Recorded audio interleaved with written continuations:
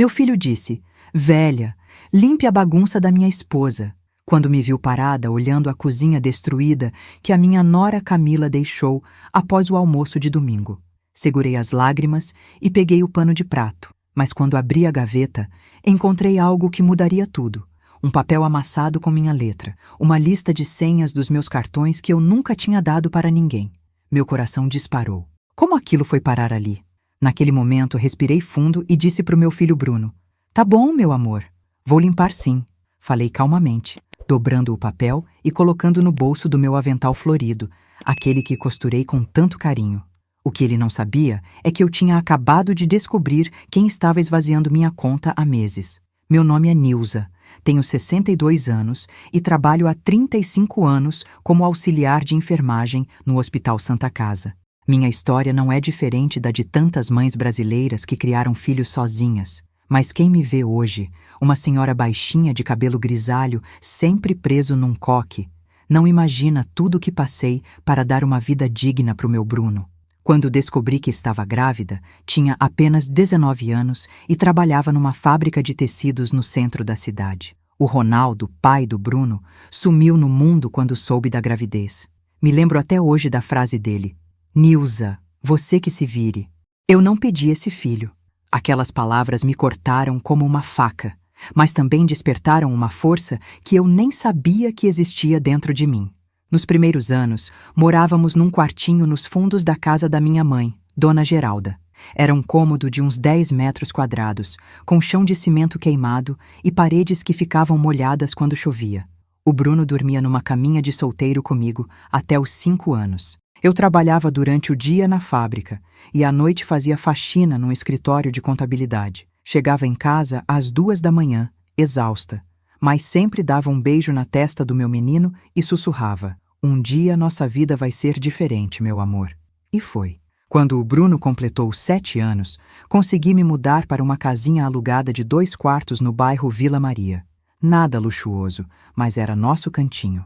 Pintei as paredes de azul claro, costurei cortininhas floridas para as janelas e comprei uma mesinha de fórmica, onde o Bruno fazia as lições enquanto eu preparava o jantar.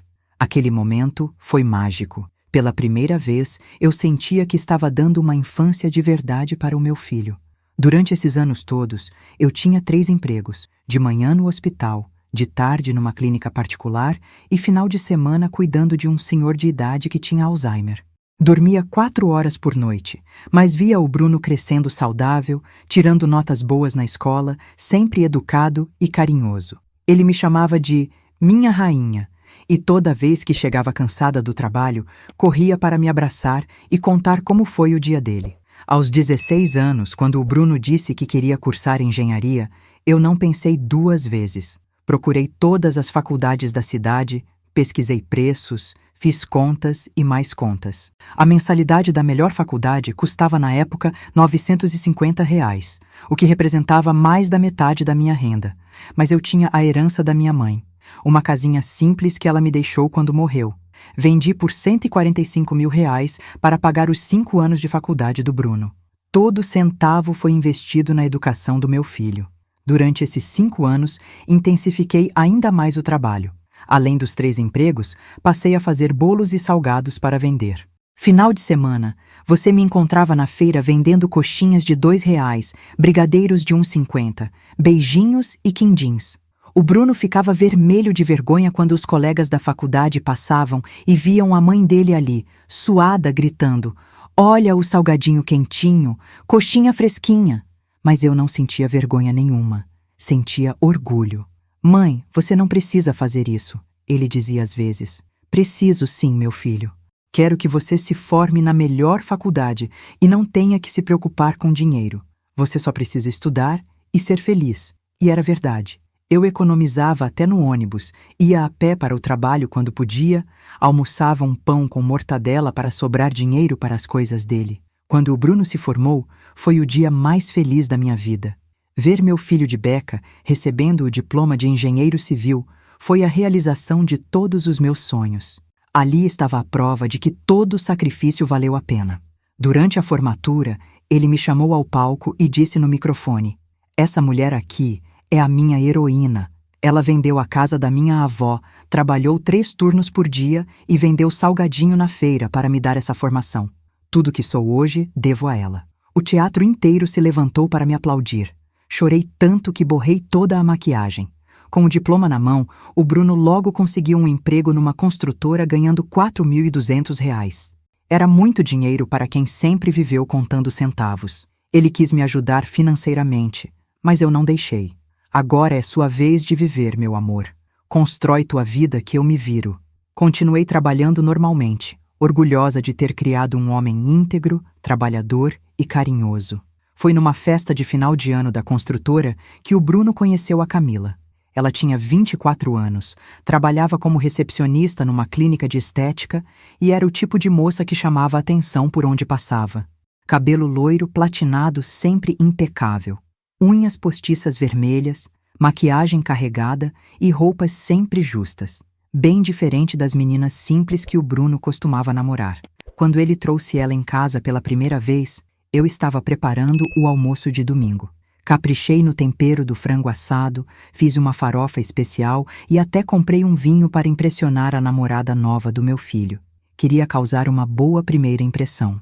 Camila entrou na minha sala, olhando tudo com aquela cara de quem estava avaliando um imóvel para comprar.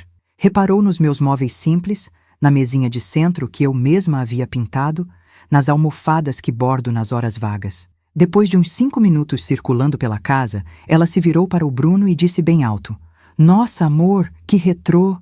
Parece casa de vó mesmo, muito vintage." E riu. O Bruno riu junto. Eu senti uma facada no peito, mas sorri e disse: "Pois é, filha. É simples, mas é feito com muito amor. Venham para a mesa que o almoço está pronto." Durante toda a refeição, Camila ficou reclamando da comida. "Nossa, que frango seco! Você não usa amaciante de carne não, Nilza? Na minha casa, minha mãe sempre usa. Essa farofa está sem graça. Precisa de mais tempero. Esse vinho é muito doce. Gosto dos mais secos." O Bruno não disse nada. Apenas comeu em silêncio enquanto eu engolia as críticas junto com a comida. Quando eles foram embora, passei o resto do domingo chorando na cozinha. Pela primeira vez, senti que minha casa, meu lar, não era bom o suficiente. Nos domingos seguintes, Camila continuou vindo para o almoço, sempre com alguma reclamação. A mesa estava mal posta, a louça era antiquada, o banheiro precisava de reforma. E o pior, ela sempre deixava a cozinha destruída. Usava todos os pratos que encontrava, deixava restos de comida espalhados, respingava gordura nas paredes, derramava molho no fogão. Era como se uma bomba tivesse explodido na minha cozinha. "Bruno, chama tua namorada para me ajudar a lavar a louça", eu dizia. "Ah, mãe, deixa isso aí. A Camila trabalhou a semana toda, está cansada. Você já está em casa mesmo, não custa nada limpar." Essa frase virou um mantra. Todo domingo a mesma coisa. Eu cozinhava, servia, e depois limpava tudo sozinha enquanto eles assistiam televisão na sala. Aos poucos, eu fui me tornando a empregada da minha própria casa. 6 meses depois, Bruno me deu a notícia. Ele e Camila iam se casar. "Mãe, encontrei a mulher da minha vida. Ela é especial, diferente de todas que já conheci." Eu forcei um sorriso e disse que ficava feliz por ele, mas no fundo algo me incomodava. Camila não demonstrava carinho pelo Bruno da forma como eu imaginava que uma futura esposa deveria demonstrar. Era sempre muito fria, calculista, interessada. O planejamento do casamento virou uma novela mexicana. Camila queria tudo do bom e do melhor. Vestido de R$ 8.000, festa para 150 pessoas, buffet sofisticado, decoração com flores importadas. O orçamento total ficou em R$ 70.000, valor que fez meu estômago embrulhar. "Mãe, você pode me ajudar com uns 35.000 reais?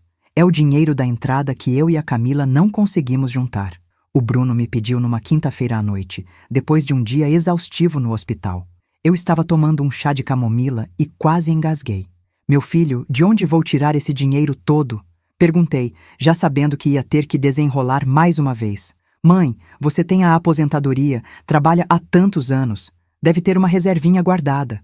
Ele não sabia que todo o meu dinheiro sempre foi investido nele, na nossa vida, no nosso sustento. Mas como disse não para o casamento do meu único filho, Peguei empréstimo consignado descontando R$ 890 da minha aposentadoria pelos próximos 4 anos. R$ 35.000 que comprometeriam minha renda até os 66 anos. Mas eu daria minha própria vida pela felicidade do Bruno. O casamento foi numa chácara elegante nos arredores da cidade.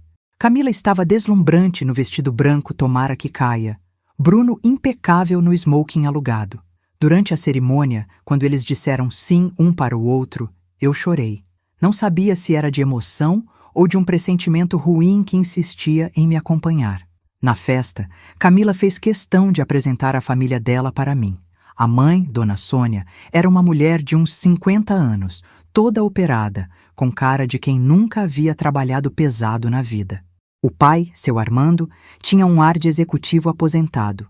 Irmão da Camila, o Diego, era advogado. Família de classe média alta que claramente me via como uma intrusa naquele ambiente. Então você é a mãe do Bruno, disse Dona Sônia, me analisando de cima a baixo. Camila me contou que você trabalha no hospital. Deve ser puxado, não é? Ainda bem que agora ela vai ter uma vida mais confortável com seu filho. A forma como ela falou me deu arrepios. Era como se eu fosse uma peça que não se encaixava no quebra-cabeça da vida perfeita que eles haviam planejado para Camila. Durante toda a festa, me senti deslocada. Meu vestido azul marinho, que comprei nas Casas Bahia parcelado em 10 vezes, contrastava com os trajes sofisticados dos convidados dela. Minhas unhas simples e esmaltadas em casa não combinavam com as francesinhas perfeitas das amigas da noiva. Eu era a mãe do noivo que financiou metade do casamento, mas me sentia como uma convidada de segunda classe. Depois da lua de mel em Maceió, viagem que custou mais R$ 12.000 bancados pelo Bruno com dinheiro que eu emprestei, eles se instalaram num apartamento de 2 quartos no centro da cidade. Era um imóvel novo, bem localizado, com valor de R$ 280.000. Como o jovem casal não tinha histórico de crédito suficiente, eu acabei sendo fiadora e ainda ajudei com 80.000 reais de entrada. Dinheiro que consegui vendendo um terreninho que tinha guardado como reserva de emergência. É só até a gente se estabilizar, mãe. O Bruno me garantiu. Em 2 anos a gente assume tudo sozinhos. 2 anos que pareciam uma eternidade quando você está com a aposentadoria comprometida e as economias de uma vida inteira derretendo como gelo no sol. A rotina dos domingos continuou, mas agora com Camila como esposa oficial. E ela estava cada vez mais à vontade para transformar minha casa numa bagunça. Chegava sempre com cara de quem estava fazendo um favor aparecendo ali. "Oi, Nilza! Que cheiro bom! Fez aquela costela assada?" dizia, já se dirigindo para o sofá da sala enquanto eu terminava de preparar a mesa. Durante o almoço, ela reclamava de tudo. Do trabalho na clínica, da patroa exigente, do trânsito, do calor. E sempre terminava dizendo: "Ainda bem que pelo menos aqui na casa da Nilza a gente tem um domingo tranquilo, né, amor?" Como se eu fosse uma espécie de clube de recreação particular do jovem casal. Depois da sobremesa, a rotina era sempre a mesma. Bruno e Camila iam para a sala assistir Netflix, enquanto eu lavava montanhas de louça. Pratos de entrada, pratos principais, talheres, copos, panelas, assadeiras. Tudo sujo, tudo encardido, tudo esperando por mim. Quando eu terminava a limpeza, sempre umas 2 horas depois, eles já estavam de saída. "Obrigada pelo almoço, Nilza. Estava uma delícia como sempre." Camila gritava da porta de entrada. "A gente se vê semana que vem." E lá se iam eles, me deixando exausta num domingo que deveria ser de descanso. Uma vez, eu tentei sugerir que eles levassem as esposas de amigos do Bruno para conhecer. Que tal chamar a Jéssica e o marido dela para almoçar também? Seria bom vocês terem amigos casados. A resposta da Camila foi rápida. "Ai, Nilza, aqui é muito pequeno para receber mais gente. E você já fica tão cansada só com a gente 2. Imagina com mais pessoas." Era sempre assim. Minha casa era pequena demais para receber outros convidados, mas perfeita para eles devastarem todo domingo. Eu era forte demais para trabalhar 3 turnos durante 35 anos, mas fraca demais para eles moverem um dedo na cozinha. Foi num domingo de março que notei o primeiro sinal de que algo estava errado. Camila chegou com uma bolsa nova, uma Coach legítima que custava pelo menos R$ 3.000. Para uma recepcionista que ganhava 1.800 por mês, era um luxo inexplicável. "Nossa, que bolsa linda! Foi presente?" Perguntei, tentando ser simpática. Ah, comprei numa liquidação, ela respondeu rapidamente, mudando de assunto. Mas eu já tinha reparado que ela não gostava de falar sobre dinheiro, principalmente sobre como conseguia comprar coisas caras com o salário que recebia. 2 semanas depois, foi a vez do Bruno aparecer com um Apple Watch, R$ 2.500 no pulso de um rapaz que sempre foi cuidadoso com dinheiro. Meu filho, que relógio bonito! Te custou caro? Ah, mãe, comprei parcelado, não foi nada demais. Mas parcelado em quantas vezes? Com que dinheiro? Com o salário dele comprometido com o financiamento do apartamento, carro e empréstimos? Os sinais foram se acumulando. Roupas de marca, jantares em restaurantes caros, viagens de final de semana.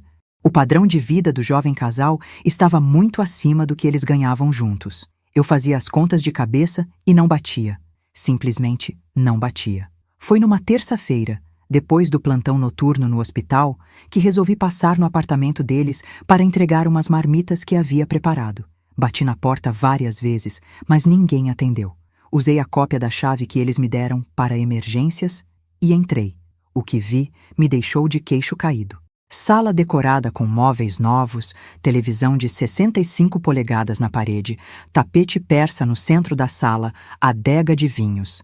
Aquilo não era decoração de quem estava se estabilizando financeiramente. Era decoração de quem tinha dinheiro sobrando.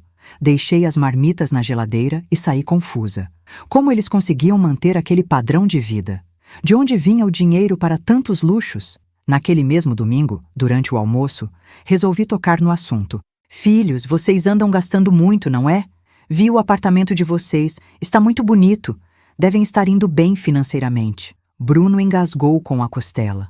Camila me olhou de uma forma estranha. Mãe, a gente está se virando, não precisa se preocupar com isso. Bruno respondeu visivelmente incomodado. Mas filho, é que eu fico preocupada. Vocês ainda estão pagando o apartamento, têm as despesas da casa e eu vejo que estão comprando muita coisa cara. Foi aí que Camila explodiu. Nilza, desculpa, mas nossa vida financeira não é da sua conta. A gente é adulto, trabalha e sabe o que faz com o nosso dinheiro. O tom foi tão agressivo que me deixou sem reação. Bruno não disse nada para defendê-la, mas também não me defendeu. Desculpa, filha. Não quis me intrometer. É que uma mãe sempre se preocupa, eu disse, tentando contornar a situação. Mas o clima ficou pesado. Eles almoçaram em silêncio e foram embora mais cedo. Naquela noite, Bruno me ligou.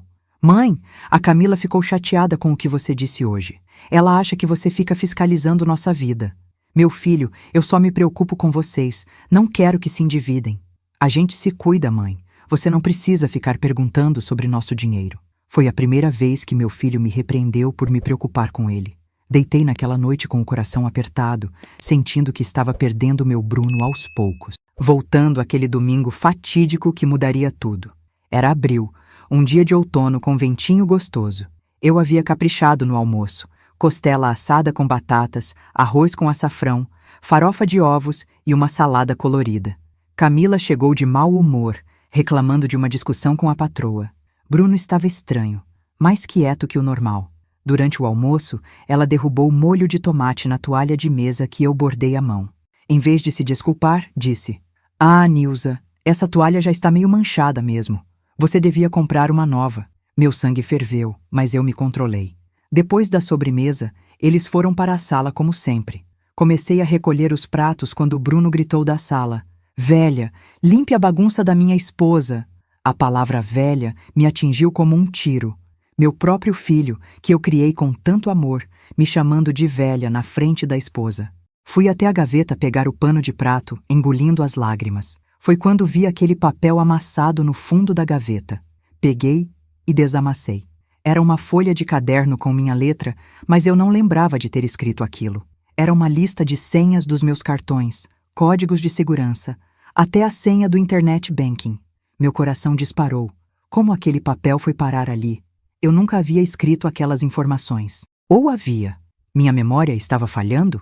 Mas não. Eu sempre fui muito cuidadosa com senhas. Nunca anotava em lugar nenhum.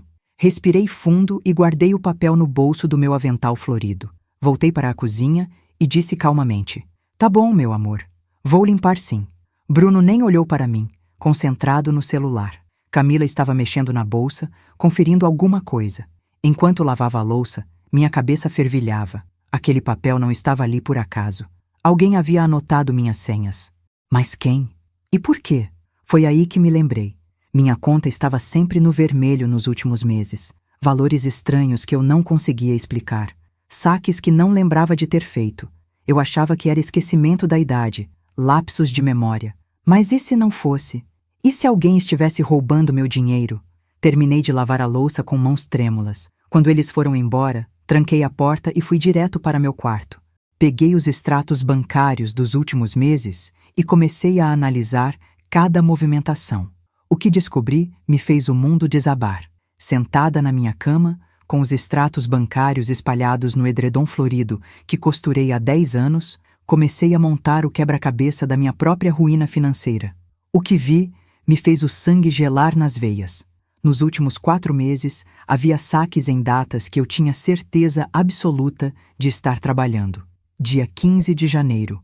Saque de 800 às 14h20. Eu estava no hospital fazendo plantão desde as 7 da manhã. Dia 23 de janeiro, 1.200 às 10h15. Nesse dia eu lembrava perfeitamente. Estava cuidando do seu Antônio, um paciente com pneumonia que ficou internado a semana toda. Peguei minha agenda de trabalho, aquela caderneta velha onde anoto todos os plantões, e comecei a conferir uma por uma as datas dos saques misteriosos. De 23 movimentações estranhas, em 21 eu tinha álibi de ferro. Estava trabalhando, tinha testemunhas, estava longe de qualquer caixa eletrônico. Mas o pior ainda estava por vir. Além dos saques em dinheiro, havia transferências via Pix para uma conta que eu não conhecia. Valores de 300, 450, 280. Sempre quantias que não chamavam muito atenção, mas que somadas davam mais de 3.400 em 2 meses. Quase minha aposentadoria inteira desviada para uma conta misteriosa.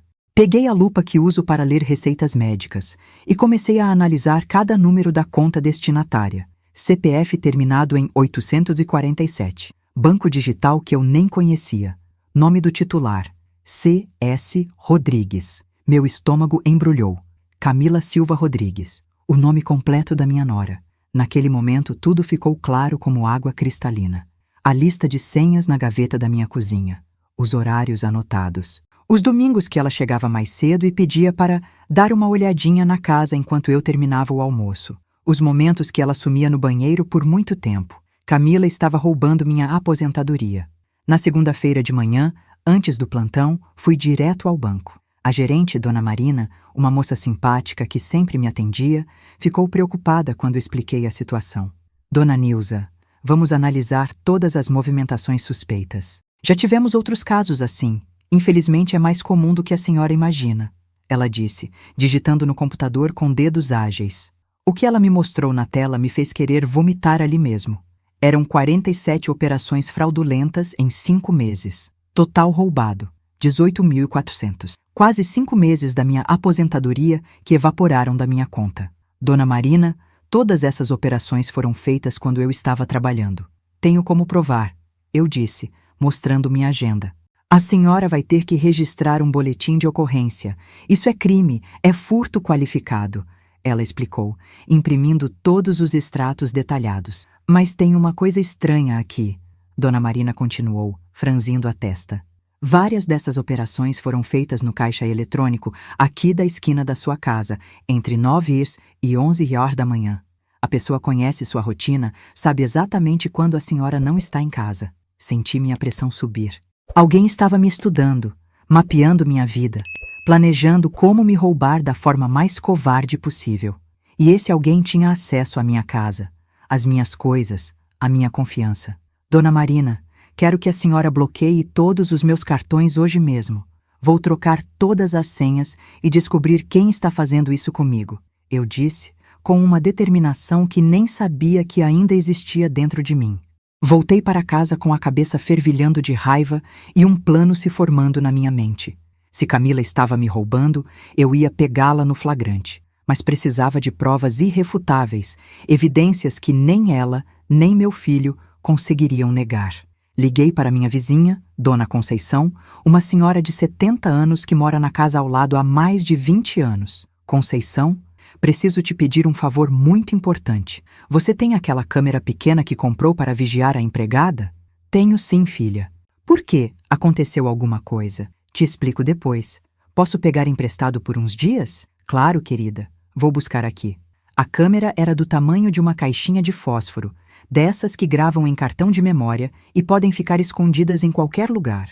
Dona Conceição me ensinou como ligar, como esconder e como transferir os vídeos para o computador da biblioteca pública. Coloquei a câmera atrás dos livros de receita na estante da sala, com vista perfeita para toda a sala de estar e a entrada da cozinha. Se alguém entrasse na minha casa quando eu não estivesse, seria filmado em alta definição.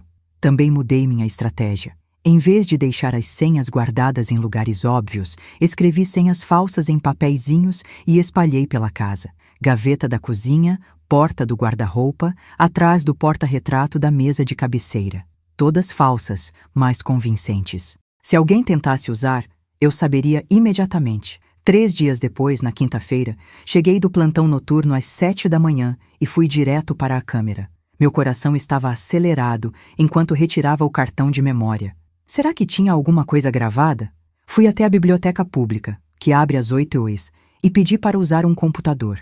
A bibliotecária, Dona Rosa, conhece toda a minha família e me deixou ficar numa salinha reservada. O primeiro vídeo me mostrou algo que me fez o sangue virar gelo nas veias. Era Camila entrando na minha casa na terça-feira às 9h15, usando uma chave. Não era arrombamento. Ela tinha uma cópia da chave da minha casa.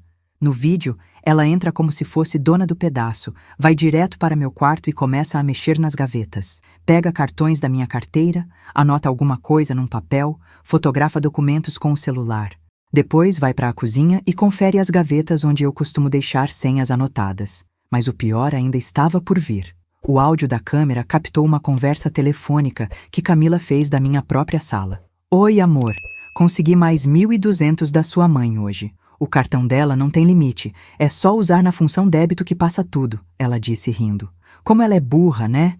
Deixa tudo anotado, todas as senhas. É mais fácil que tirar doce de criança. A resposta do outro lado da linha chegou como uma punhalada no meu coração. Ótimo, amor. Preciso do dinheiro para quitar o carro esta semana. E consegue pegar mais um pouco? Quero trocar a TV de casa.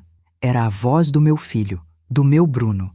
Meu próprio filho não só sabia que a esposa estava me roubando, como estava incentivando. Amor, a velha nem percebe, Camila continuou. Ela é tão avoada que acha que está esquecendo onde gasta o dinheiro. Ontem ela até me perguntou se eu não tinha visto o cartão dela, que estava sumido da carteira. Eu disse que não tinha visto nada, e pronto. Que bom, amor. Assim a gente consegue quitar nossas dívidas sem precisar pedir empréstimo no banco. É até melhor para ela, né? Pelo menos o dinheiro fica na família, Bruno respondeu, com uma frieza que me fez questionar se eu realmente conhecia meu filho. Desliguei o vídeo e vomitei ali mesmo, no banheiro da biblioteca. 35 anos criando um filho sozinha. Trabalhei 3 empregos, vendi a herança da minha mãe, paguei faculdade cara, financiei apartamento, banquei casamento, para descobrir que meu próprio sangue estava me roubando como se eu fosse uma estranha na rua. Nos dias seguintes, continuei gravando tudo. A cada vídeo, descobria mais detalhes do esquema que eles montaram para me destruir financeiramente. Camila tinha mapeado toda a minha rotina. Sabia que terças e quintas eu saía às 6h para o plantão no hospital e só voltava às 14h. Segundas, quartas e sextas, eu trabalhava na clínica particular das 7h às 13h. Sábados, eu fazia faxina para o seu Miguel, um senhor aposentado que mora sozinho. Ela aproveitava principalmente as terças e quintas, quando eu ficava mais tempo fora. Entrava na minha casa como se fosse dona, mexia em tudo, pegava dinheiro, usava cartões, transferia valores pelo celular. No vídeo da sexta-feira, ela trouxe uma amiga junto, uma moça loira que ela apresentou para a câmera sem saber. Essa aqui é a casa da sogra besta que te falei. Olha que coisa feia, né? Tudo velho, tudo cafona. Mas o dinheiro dela é lindo. As duas riram enquanto vasculhavam meus pertences. A amiga chegou a experimentar meus colares e pulseiras, rindo da falta de gosto das minhas joias. Camila abriu minha gaveta de roupas íntimas e fez comentários cruéis sobre minhas calcinhas de vó e sutiãs largados. Como o Bruno consegue aguentar essa velha chata? A amiga perguntou. Ele aguenta porque ela paga todas as contas dele, Camila respondeu. Apartamento, carro, cartão de crédito, a gente só precisa ter paciência mais uns anos até ela morrer ou ir para um asilo. Aí, a herança toda vira nossa. Aquelas palavras me cortaram mais fundo que qualquer faca. Elas não estavam apenas roubando meu dinheiro.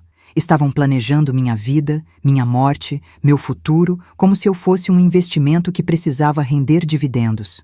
Determinada a entender a extensão do buraco financeiro que eles cavaram, resolvi investigar mais profundamente. Liguei para a administradora do prédio onde eles moram, me passando pela mãe preocupada. Oi, bom dia. Aqui é a Nilza, mãe do Bruno que mora no apartamento 304. Queria saber se as taxas condominiais dele estão em dia porque ele viajou e me pediu para verificar. A resposta me deixou sem ar.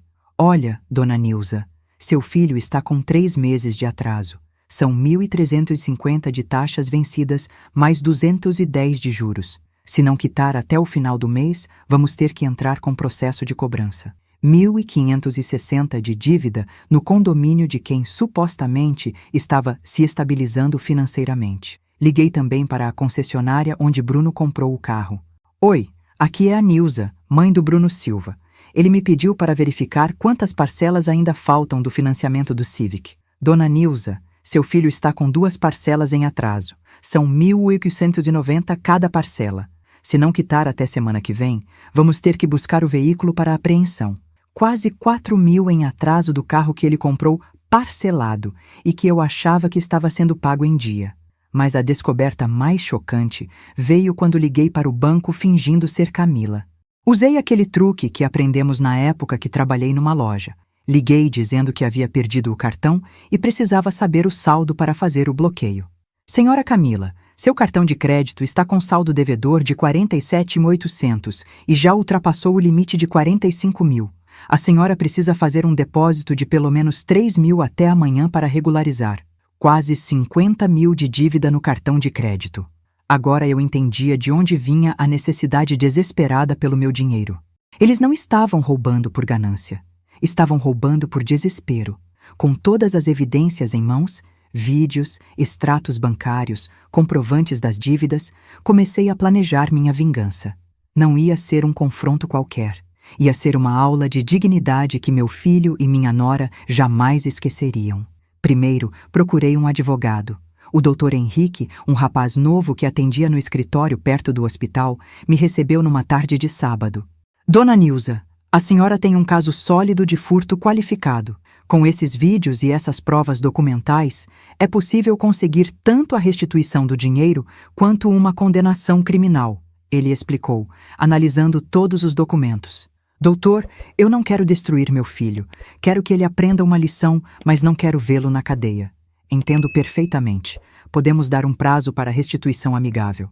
Se eles devolverem o dinheiro e se afastarem da senhora, podemos evitar o processo criminal. E se eles não aceitarem? Aí não terão escolha. Crime é crime, independente de ser família ou não. Saí do escritório com um plano claro na cabeça. Ia dar a eles a oportunidade de fazer a coisa certa. Se escolhessem o caminho da mentira e da manipulação, enfrentariam as consequências na justiça. Marquei o almoço da revelação para o domingo seguinte. Liguei para o Bruno dizendo que queria comemorar uma notícia especial. Tinha decidido vender minha casa e me mudar para um apartamento menor, e queria ajudá-los com a entrada de uma casa própria. Sério, mãe? Você vai nos ajudar a comprar uma casa? Bruno perguntou empolgado. Sim, meu filho. Vocês merecem ter o cantinho de vocês. Eu sentia nojo de mim mesma por mentir, mas era necessário para que viessem tranquilos e desprevenidos. Passei a semana organizando cada detalhe. Imprimi todas as fotos dos extratos bancários, organizei os vídeos em pendrive, separei os comprovantes das dívidas deles, tudo numa pasta bem organizada, como um promotor preparando um caso para o tribunal. No sábado, fiz questão de preparar o último almoço especial da minha vida para eles. Costela assada com batatas, arroz de brócolis, farofa de ovos, salada colorida e um pudim de leite condensado de sobremesa. O mesmo cardápio do primeiro almoço que fiz quando Bruno trouxe Camila em casa. Enquanto tempero a carne, não conseguia parar de pensar em como nossa família chegou nesse ponto. Onde foi que errei na criação do meu filho? Em que momento ele aprendeu que roubar a própria mãe era aceitável? No domingo de manhã, acordei às 5h com o estômago embrulhado. Era o dia da verdade. O dia em que eu descobriria se meu filho tinha salvação ou se estava perdido para sempre. Eles chegaram às 11h30, pontualmente como sempre. Camila veio toda sorridente, usando uma blusa cara que eu nunca tinha visto. Bruno estava alegre, falando sobre os planos para a casa nova.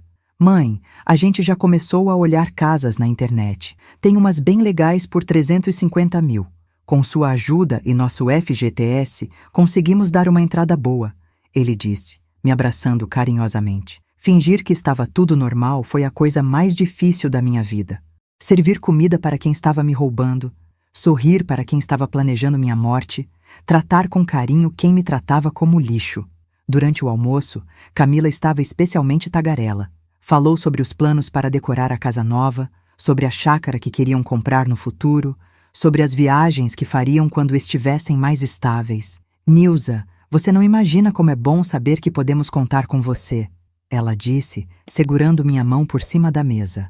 Uma sogra como você é uma bênção, sempre disposta a ajudar, sempre generosa. Naquele momento, olhando nos olhos dela, vi a vilã que se escondia por trás do sorriso falso. Vi a mulher que entrava na minha casa como uma ladra, que ria da minha idade, que planejava minha morte para ficar com minha herança. É verdade, mãe, Bruno completou. A gente sabe que pode confiar na senhora para tudo. A senhora é o alicerce da nossa família. Alicerce que eles estavam derrubando tijolo por tijolo, furto por furto, mentira por mentira. Depois da sobremesa, como sempre, eles foram para a sala. Bruno ligou a televisão enquanto Camila conferiu o celular. Era o momento perfeito. O momento que eu havia ensaiado a semana inteira. Respirei fundo, peguei a pasta com todas as evidências e caminhei até a sala. Filhos, antes de vocês irem embora, preciso conversar sobre uma coisa muito séria com vocês. Bruno abaixou o volume da televisão e me olhou com aquele sorriso que eu conhecia desde criança. Camila continuou mexendo no celular, apenas levantou os olhos e disse: Fala, Nilza. É sobre a casa que você vai nos ajudar a comprar? Sentei na poltrona em frente ao sofá onde eles estavam, coloquei a pasta no meu colo e respirei fundo. Era agora ou nunca. Na verdade, é sobre os 18.400 que vocês roubaram da minha aposentadoria. O silêncio que se fez na sala foi sepulcral. O sorriso sumiu do rosto do Bruno, como se alguém tivesse apagado uma luz. Camila parou de mexer no celular e me olhou com uma cara que eu nunca tinha visto. Uma mistura de susto, raiva e desespero. Mãe, que é isso? Do que a senhora está falando?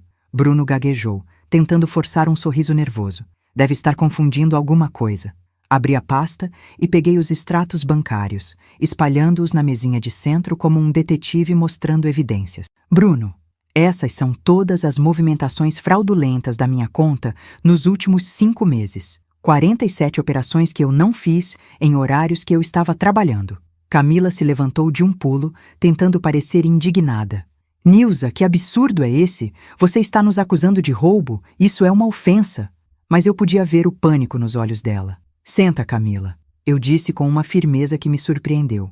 Porque eu ainda não terminei. Peguei o pendrive e o coloquei na mesinha. Esse pendrive tem vídeos de você entrando na minha casa, mexendo nas minhas gavetas, pegando meus cartões e fazendo transferências Pix para a sua conta. A cor sumiu do rosto dela. Bruno ficou branco como uma parede recém-pintada. Tem também o áudio de vocês conversando ao telefone, planejando como roubar mais dinheiro de mim. E você, Bruno? Eu disse, olhando nos olhos do meu filho, dizendo que o dinheiro era melhor ficar na família do que você pedir empréstimo no banco. Bruno tentou falar, mas as palavras não saíam. Camila, desesperada, partiu para o ataque. Isso não prova nada. Qualquer um pode editar vídeo hoje em dia. E que história é essa de câmera? Você está nos espionando? Não, filha, eu respondi mantendo a calma. Eu estava me protegendo. E ainda bem que fiz isso, porque descobri que vocês não só me roubaram, como planejaram minha vida inteira. Peguei outro papel da pasta. Vocês devem 1.560 de condomínio. 3. 780 de prestações do carro em atraso e 47.800 no cartão de crédito. Foi aí que Bruno desabou. Colocou as mãos no rosto e começou a chorar. Mãe, eu posso explicar tudo. A gente não queria fazer isso. A gente estava desesperado. Desesperado? Eu gritei, perdendo a compostura pela primeira vez. Desesperado é trabalhar 3 turnos para pagar faculdade de filho ingrato. Desesperado é vender a herança da própria mãe para dar futuro para um ladrão. Desesperado é descobrir que o próprio sangue prefere roubar a mãe a pedir ajuda. Camila, vendo que a situação estava fugindo do controle, resolveu partir para cima de mim. Sabe de uma coisa, Nilza? Cansei dessa hipocrisia. Você fica aí bancando a santa, mas é uma velha chata que não sabe viver. Fica grudada no Bruno, não deixa ele crescer. Quer controlar a vida dele. Camila! Bruno gritou, mas ela continuou. Você acha que merece todo o nosso respeito só porque trabalhou? Todo mundo trabalha, Nilza. Não é mérito seu ter criado o Bruno sozinha. Era sua obrigação. E agora fica aí cobrando gratidão como se ele fosse devedor eterno da sua vida sacrificada. Aquelas palavras me atingiram como facadas, mas também me deram uma força que eu não sabia que existia. Levantei da poltrona e olhei nos olhos dela. Sabe qual é a diferença entre mim e você, Camila? Eu trabalhei por amor. Você rouba por ganância. Eu construí uma vida honesta. Você destrói famílias com mentiras. E você, Bruno? Eu disse, me virando para meu filho que continuava chorando. Eu te criei para ser um homem de caráter. Te ensinei que trabalho dignifica, que honestidade vale mais que dinheiro, que família se protege e não se explora. Cadê o homem que eu criei? Bruno tentou se aproximar de mim. Mãe, eu posso explicar. A Camila estava grávida e perdemos o bebê. Tivemos que pagar o hospital particular, entrou no cartão de crédito. Depois veio o financiamento do carro, as prestações da casa e quando vimos, estávamos afogados em dívidas.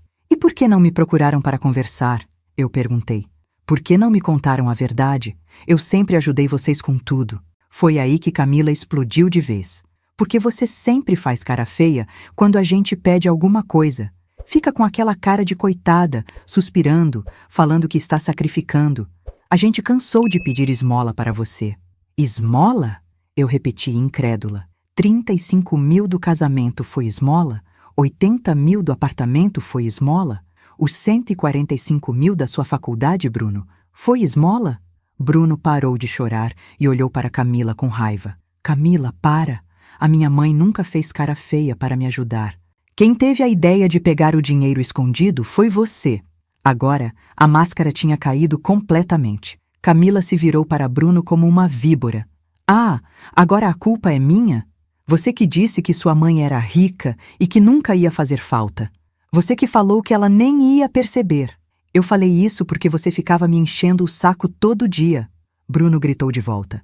Todo dia era a mesma ladainha. Pede para sua mãe tem dinheiro, sua mãe não vai levar nada para o túmulo. Ver meu filho e minha nora brigando na minha sala, se acusando mutuamente de um crime que cometeram juntos contra mim, me deu uma clareza terrível. Eu não tinha perdido apenas meu dinheiro. Eu tinha perdido minha família. Chega! Eu gritei e eles pararam de brigar. Agora vocês vão me escutar com muita atenção. Eu tenho 62 anos, trabalho há 35 anos, criei meu filho sozinha e nunca pedi nada para ninguém. Não vou aceitar ser roubada e desrespeitada na minha própria casa. Peguei outro papel da pasta. Esse aqui é o contato do meu advogado. Vocês têm 60 dias para me devolver os 18.400 que roubaram. Cada centavo com correção monetária e juros. Mãe, de onde vamos tirar esse dinheiro todo? Bruno perguntou desesperado. Problema de vocês. Vendem o carro, pegam empréstimo, pedem para os pais dela, trabalhem de final de semana. Não me interessa como. Quero meu dinheiro de volta. Minha voz estava firme como rocha. E tem mais, eu continuei. Camila, você não põe mais os pés na minha casa, nunca mais. Não quero você nem perto de mim, nem das minhas coisas, nem da minha vida. Camila deu uma risada amarga. Ah, é assim? E o Bruno? Vai proibir seu filho de vir aqui também? O Bruno sempre será bem-vindo aqui, eu disse, olhando para meu filho. Mas sozinho. E só depois que vocês devolverem meu dinheiro e ele provar que mudou. E se a gente não conseguir pagar? Camila perguntou, desafiadora. Peguei o último papel da pasta. Esse aqui é o boletim de ocorrência que já está pronto para ser registrado. Furto qualificado pode dar até 8 anos de prisão. E com todas as provas que eu tenho, vocês não têm chance de escape. O silêncio voltou a dominar a sala. Bruno estava destruído, chorando baixinho. Camila estava calculando as opções. Eu podia ver as engrenagens funcionando na cabeça dela. Foi aí que Camila cometeu o último erro dela naquela casa. Achou que ainda podia me manipular. Nilza, vamos resolver isso em família. Não precisa envolver justiça, advogado, essas coisas. A gente devolve seu dinheiro e todo mundo segue sua vida. Família? Eu repeti. Você acha que ainda somos família depois de tudo isso? Levantei e fui até a estante, peguei um porta-retratos com uma foto nossa do casamento. Família não rouba família. Família não planeja a morte de família. Família não chama família de velha chata pelas costas. Joguei o porta-retratos no chão, o vidro se despedaçou em 1000 pedaços. Assim como esse vidro, nossa família se quebrou. E não tem cola no mundo que conserte. Camila tentou uma última cartada. Bruno, você não vai deixar sua mulher ser humilhada dessa forma, né? Eu sou sua esposa. Bruno levantou do sofá, olhou para Camila e depois para mim. Por um momento, achei que ele fosse me dar as costas mais uma vez. Mas ele disse algo que me surpreendeu. Camila, minha mãe está certa. O que a gente fez foi errado. Muito errado. Bruno, você está ficando do lado dela? Camila gritou incrédula. Eu estou ficando do lado da verdade. Ele respondeu com uma firmeza que eu não via há muito tempo. Minha mãe não merecia isso. Ela nunca mereceu. Camila me olhou com ódio puro. Você conseguiu o que queria, não foi, Nilza? Destruiu meu casamento. Virou meu marido contra mim. Está feliz agora? Eu não destruí seu casamento, filha. Eu respondi calmamente. Vocês que destruíram minha confiança. A diferença é que casamento pode acabar, mas caráter a gente leva para a vida toda. 3 dias depois, Bruno apareceu na minha porta sozinho. Estava com uma cara péssima, olheiras profundas, barba por fazer. Mas estava sozinho. Mãe, posso entrar? Abri a porta sem dizer nada. Ele se sentou na mesma poltrona onde eu revelei toda a verdade no domingo. Mãe, eu terminei com a Camila. Na verdade, descobri coisas que a senhora nem imagina. Ele respirou fundo. Fui atrás das movimentações do cartão de crédito dela e descobri que ela estava gastando 1.800 por mês com um personal trainer. Fui até a academia conversar com o cara. Meu estômago embrulhou. O que você descobriu, filho? Ela estava tendo um caso com ele há 6 meses. Os 23 mil que ela gastou não foram só com treino. Ela estava bancando a vida dele, pagando aluguel do apartamento onde eles se encontravam, comprando roupas caras para ele. Bruno estava com os olhos cheios de lágrimas. E tem mais, mãe. Fui na empresa onde ela trabalha para entender como ela conseguia tanto dinheiro. Descobri que ela estava desviando dinheiro dos pagamentos dos clientes. 300 aqui, 500 ali. O gerente me mostrou as provas. Ela foi demitida por justa causa e ainda vai responder processo criminal. Senti uma mistura de alívio e tristeza. Alívio porque meu filho tinha acordado para a realidade. Tristeza porque ele estava destruído. Bruno, sinto muito que você tenha passado por isso, eu disse, segurando a mão dele. Mas estou orgulhosa de você ter tomado uma decisão. Mãe, eu quero pedir perdão. Não só pelo dinheiro, mas por ter deixado ela me influenciar. Por ter perdido o respeito pela senhora. Por ter me tornado uma pessoa que a senhora não criou para ser. Ele estava soluçando. Filho, te perdoo, mas perdão não apaga consequências. Você ainda precisa me devolver o dinheiro e reconquistar minha confiança. Eu sei, mãe. Já vendi o carro. Consegui 28 mil. Vou pagar toda a sua dívida e ainda sobra para quitar parte das prestações atrasadas do apartamento. Ele me entregou um envelope. Aqui estão os 18.400, com correção e juros. Tudo certinho. Peguei o envelope, mas não abri. E seus planos agora? Vou me mudar para um apartamento menor, mais barato. Vou trabalhar dobrado para pagar minhas contas sozinho. E vou vir aqui todo domingo, se a senhora deixar, para reconquistar o direito de ser seu filho. Nas semanas que se seguiram, Bruno começou a me mostrar quem ele realmente era, por baixo de toda aquela influência da Camila. Descobri que meu filho sempre teve caráter, mas havia se perdido pelo caminho. Ele voltou no domingo seguinte, como prometeu. Chegou às 10h da manhã com uma sacola de supermercado na mão. Mãe, Trouxe ingredientes para o almoço. Quero cozinhar para a senhora hoje. Fiquei emocionada vendo meu filho preparar uma farofa de ovos igual àquela que eu fazia quando ele era criança. Enquanto ele mexia os ovos na frigideira, contou como descobriu outras mentiras da Camila. Mãe, lembra quando ela disse que estava grávida e perdeu o bebê? Ele perguntou, sem tirar os olhos da frigideira. Menti para a senhora. Ela nunca esteve grávida. Inventou essa história para justificar os gastos no cartão de crédito. Disse que precisava fazer exames caros, comprar remédios especiais. Eram mais 4.500 de mentiras que eu acreditei. Meu coração apertou. Por que você não me contou a verdade na hora do confronto? Porque ainda tinha vergonha, mãe. Vergonha de admitir que fui enganado, que a mulher que eu amava era capaz de mentir sobre uma coisa tão séria. Ele desligou o fogo e se encostou na pia. Mas agora entendo que vergonha mesmo era roubar da senhora. Durante aquele almoço, conversamos como não conversávamos há anos. Bruno me contou que Camila sempre criticava nossa casa, sempre dizia que eu era muito simples e que ele merecia coisa melhor, que ela plantou na cabeça dele que eu tinha muito dinheiro guardado e que estava sendo egoísta em não ajudar mais. Ela falava que a senhora era de uma geração que guardava dinheiro debaixo do colchão, que não sabia aproveitar a vida, que quando a senhora morresse, o dinheiro ia ficar parado sem servir para nada. Bruno falou isso com os olhos cheios de lágrimas. Mãe, eu deixei ela me convencer de que roubar da senhora era quase um favor. Quando ele terminou de falar, fiquei calada por um tempo. Depois disse, filho, manipulação é isso mesmo. A pessoa vai plantando ideias na nossa cabeça até a gente achar que o errado é certo. Uma semana depois, Camila apareceu na minha porta. Eu estava chegando do hospital quando vi ela parada no portão, com uma cara de desespero que jamais havia visto. Nilza, preciso falar com você. Ela disse assim que me viu descendo do ônibus. Estava sem maquiagem, com o cabelo preso de qualquer jeito e usando roupas simples, bem diferente da mulher produzida que eu conhecia. Não temos nada para conversar, Camila, eu respondi, passando direto por ela para abrir o portão. Por favor, só 5 minutos. É sobre o Bruno. Ela estava quase implorando. Parei na chave e olhei para ela. Ele me mandou uma carta de divórcio. Disse que não quer mais nada comigo. Mas isso é culpa sua? Culpa minha? Eu ri sem graça. Filha, quem roubou foi você. Quem mentiu foi você. Quem traiu foi você. Eu só mostrei para ele quem você realmente era.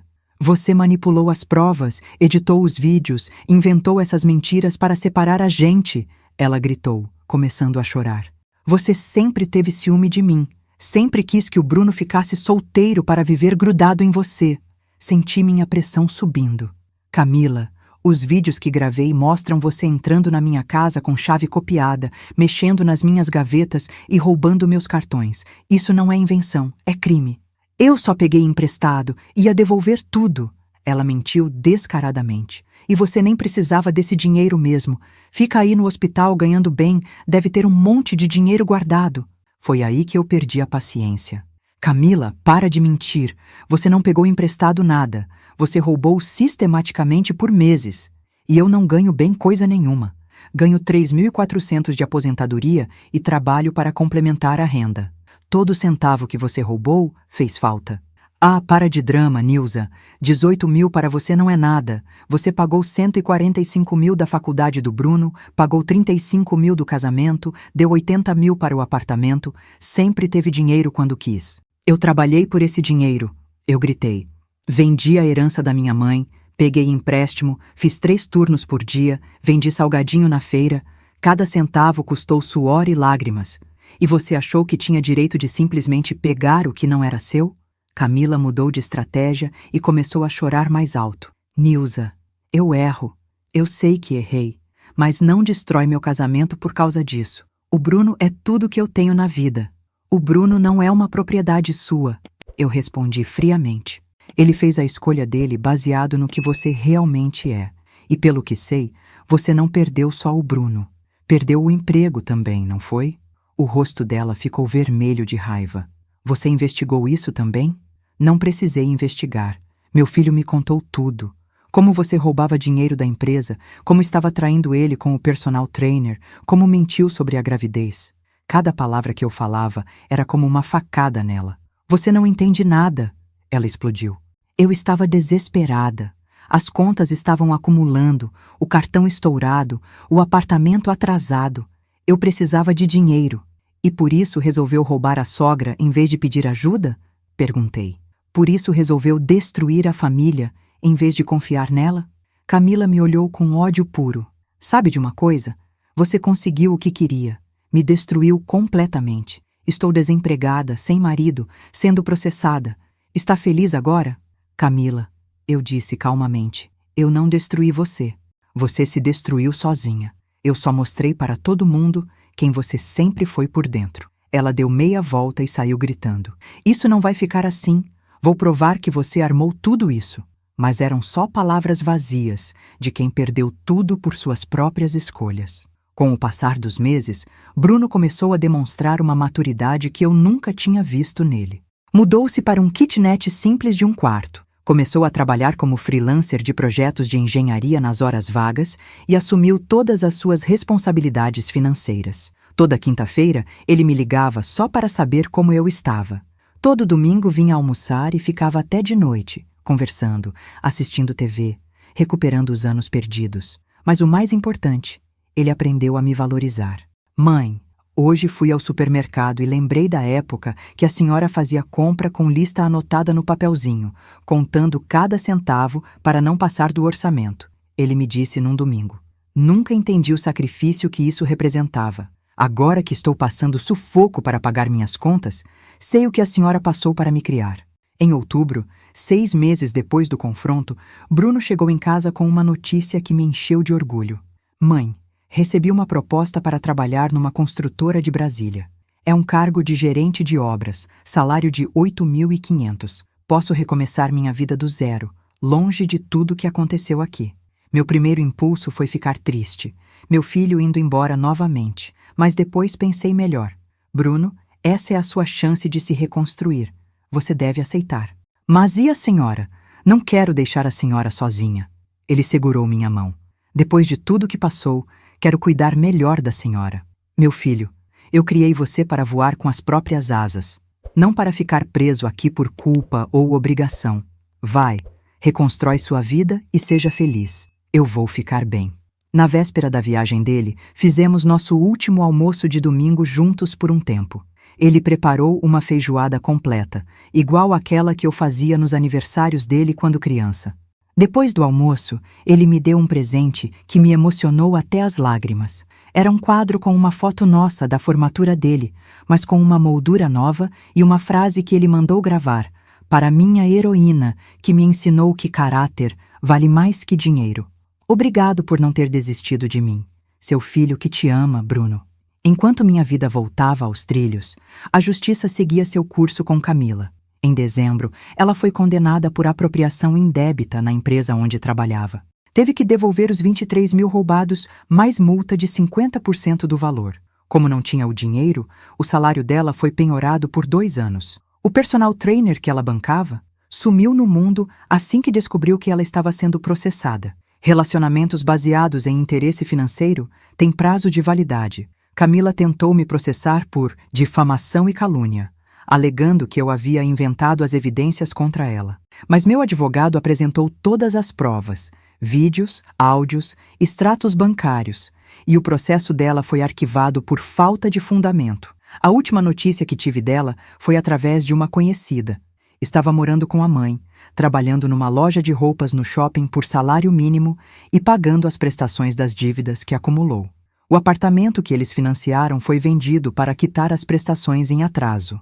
Bruno perdeu toda a entrada que eu havia dado, mas pelo menos saiu sem dívidas pendentes. Em janeiro deste ano, no aniversário de 1 ano do confronto que mudou nossas vidas, Bruno me ligou de Brasília.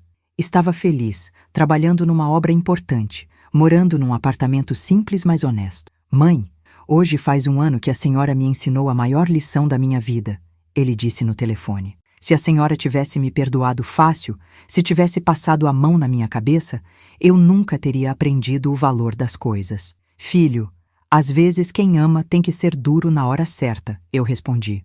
Prefiro te ver sofrendo as consequências dos seus erros do que te ver se tornando uma pessoa sem caráter. Mãe, Estou namorando uma moça aqui. Ela é enfermeira, igual a senhora. Trabalha duro, é honesta, tem os pés no chão. Quando eu voltar para as férias, quero apresentar ela para a senhora. Mas só se a senhora quiser, no tempo da senhora. Meu coração se encheu de alegria. Finalmente meu filho havia aprendido a escolher pessoas pela essência, não pela aparência. Claro que quero conhecer, meu amor.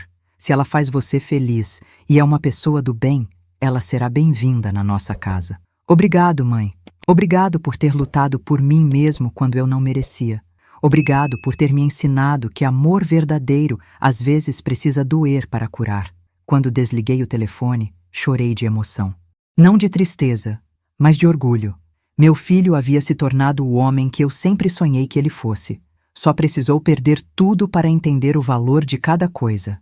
Hoje, quase 2 anos depois de tudo que aconteceu, posso dizer que sou uma mulher realizada. Não porque minha vida é perfeita, mas porque enfrentei a tempestade e saí mais forte. Continuo trabalhando no hospital, cuidando dos meus pacientes com o mesmo carinho de sempre. Minha aposentadoria está em dia, minhas contas organizadas, minha reserva de emergência reconstruída. Aprendi a ser mais cuidadosa com senhas e informações pessoais, mas não me tornei uma pessoa desconfiada. Bruno vem me visitar a cada 3 meses e conversa comigo toda semana por telefone. Nossa relação hoje é muito melhor do que era antes de tudo acontecer. É uma relação baseada em respeito mútuo, não em obrigação ou culpa. No último Natal, ele trouxe a namorada para me conhecer. Marina é uma moça de 28 anos, enfermeira pediatria, filha de uma família simples do interior de Goiás. Desde o primeiro almoço, vi que era uma mulher diferente.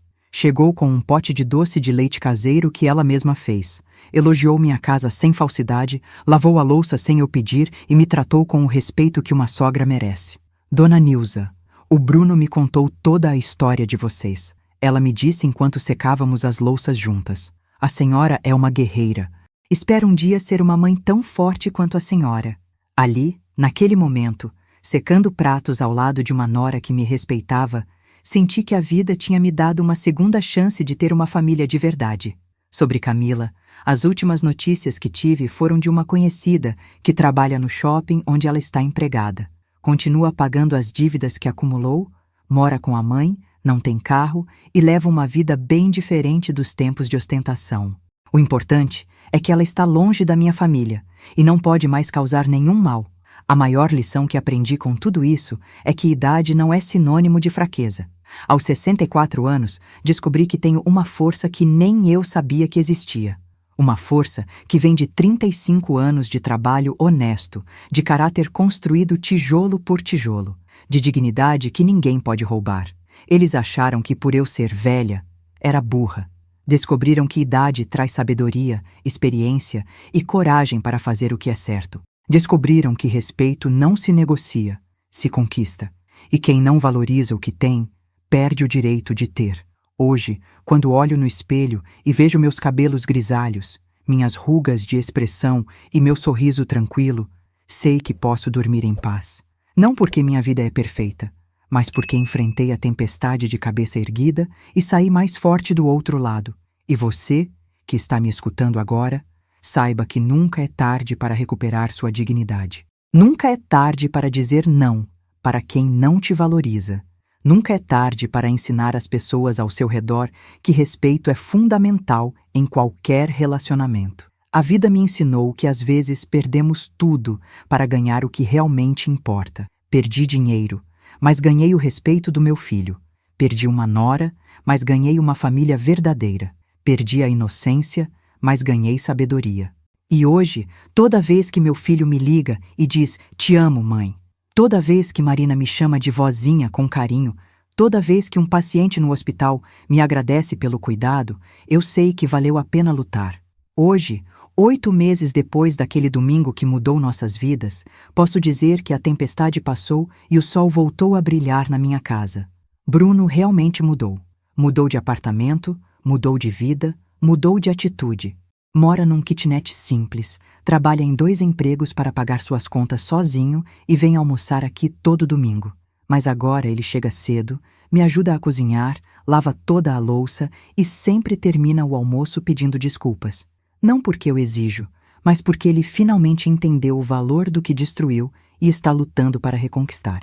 Meu dinheiro foi devolvido integralmente. Cancelei o empréstimo consignado, voltei a ter minha aposentadoria completa e ainda consegui guardar uma reserva para emergências. Aprendi a ser mais cuidadosa com senhas e informações pessoais. Camila, bem, a justiça foi feita sem eu precisar mover uma palha. O processo criminal na empresa onde ela trabalhava resultou em condenação por apropriação indébita. Ela teve que devolver os 23 mil que roubou e ainda pagar multa. Hoje trabalha como vendedora numa loja de roupas no shopping, ganhando salário mínimo e pagando as prestações da dívida. O personal trainer, quando descobriu que ela estava sendo processada e não tinha mais dinheiro para bancar a vida dele, sumiu no mundo. Relacionamento baseado em interesse financeiro tem prazo de validade, mas a maior vitória foi ter recuperado meu filho. Não o Bruno de antes, que eu mimei demais e protegi de todas as consequências, mas um Bruno novo que aprendeu na dor o que significa trabalho honesto, respeito familiar e dignidade. No último domingo, depois do almoço, ele estava secando a última panela quando me disse: "Mãe, obrigado por não ter desistido de mim. Obrigado por ter sido dura na hora certa. Se a senhora tivesse me perdoado fácil, eu nunca teria aprendido a lição." Ali, naquele momento, olhando meu filho com as mãos na massa de sabão, secando minha louça com carinho, eu entendi que às vezes a maior prova de amor é deixar as pessoas enfrentarem as consequências dos próprios erros. Durante 35 anos, acreditei que proteger meu filho de todas as dificuldades era amor. Descobri que ensinar ele a enfrentar as próprias responsabilidades é que é amor de verdade. Eles acharam que por eu ser velha, era burra. Descobriram que idade traz sabedoria, experiência e coragem para fazer o que é certo. Descobriram que respeito não se negocia, se conquista. E quem não valoriza o que tem, perde o direito de ter. Hoje, quando olho no espelho e vejo meus cabelos grisalhos, minhas rugas de expressão e meu sorriso tranquilo, sei que posso dormir em paz. Não porque minha vida é perfeita, mas porque enfrentei a tempestade de cabeça erguida e saí mais forte do outro lado. E você, que está me escutando agora, saiba que nunca é tarde para recuperar sua dignidade. Nunca é tarde para dizer não para quem não te valoriza. Nunca é tarde para ensinar às pessoas ao seu redor que respeito é fundamental em qualquer relacionamento. Se essa história tocou seu coração, se você já viveu uma situação parecida ou conhece alguém que passou por isso, deixe seu comentário contando de onde você está assistindo. Compartilhe este vídeo com quem precisa saber que nunca é tarde para recuperar a dignidade. Curta, se inscreva no canal para mais relatos reais de pessoas que encontraram forças para mudar suas vidas e clique agora na história que está aparecendo na sua tela. Porque toda história de dor pode se transformar numa história de vitória.